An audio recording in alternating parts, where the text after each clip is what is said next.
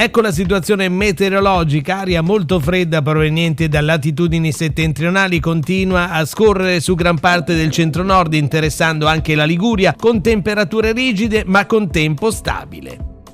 Nel pomeriggio cielo sereno praticamente ovunque, in serata nubi medio-alte transiteranno a partire da ovest ma senza fenomeni. Calo del vento del pomeriggio ma sempre dai quadranti settentrionali, il mare stirato sotto costa, molto mosso al largo, le temperature generalmente stazionarie massime sotto i 10 gradi.